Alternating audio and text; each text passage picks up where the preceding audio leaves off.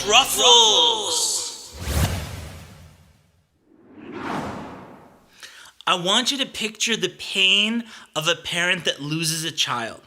Okay? Now imagine that they've lost their child. There is a pain that is more intense than that, and that is the pain of a believing parent whose child doesn't worship Allah subhanahu wa ta'ala, a child who rejects the worship of Allah. Which brings us to today's verse, the story of Nuh alayhi salam with his son. Allah subhanahu wa ta'ala tells us in the Quran, وَهِيَ تَجْرِي بِهِمْ فِي مَوْجٍ كَالْجِبَالِ وَنَادَى نُوحٌ ابْنَهُ وكان في معزل يا بني اركب معنا ولا تكن مع الكافرين قال سآوي إلى جبل يعصمني من الماء قال لا عاصم اليوم من أمر الله إلا من رحم وحال بينهما الموج فكان من المغرقين. Nuh alayhi salam gathered together all these animals and he built the ark, and then the flood waters came pouring down, and Nuh alayhi salam called to his son to get on the boat, to be with the believers, to follow the ark that had the mercy of Allah on it. But Nuh alayhi salam's son rejected that.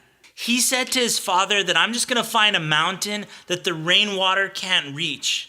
And Nuh alayhi salam said to him, لا عاصم اليوم من أمر الله إلا من رحم. And Nuh alayhi salam said to him, لا عاصم اليوم من أمر الله إلا من رحم. That there's nothing that can protect you today from the decree of Allah except those whom Allah subhanahu wa ta'ala has mercy on.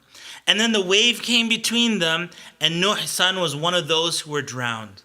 I need you to understand something. There is something to be said about the basics, about the ABCs. When somebody goes to school and they learn the ABCs, or you go to a karate class and you learn the basics of, hand chops and kicks, wherever you go, you have to learn the basics.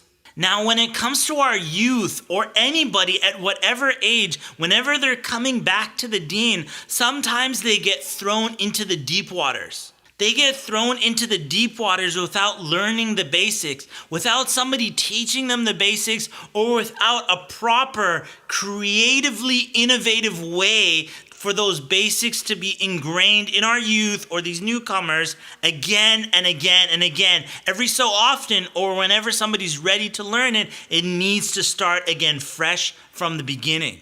And just a footnote right here, that if you're ever looking for a dawah project that you want to do, you want to help people, try to find creatively innovative ways to teach the basics of Islam in a way that can recur again and again and again for whoever needs and wants to learn it. Now, this is the story of Nuh alayhi salam and his son, but if you look in the Quran, you'll also find that the opposite can be true in some situations. A son trying to give da'wah to his father, like the story of Ibrahim alayhi salam and his father who was an idol worshipper. Ibrahim alayhi salam gave him da'wah, tried calling him to Allah, tried to protect him from worshiping shaitan. But you'll see Ibrahim's father rejected him, rejected not only the message of Islam, but also even rejected his son Ibrahim and kicked him out of the home. So whatever situation we're in, whether we're the younger ones trying to help the older, or we're older ones trying to help the younger, whatever situation we're in, we have to help each other learn and understand the basics and take it to heart. And this needs to happen recurringly again and again and again for every subsequent generation or coming of age of people that come into our communities.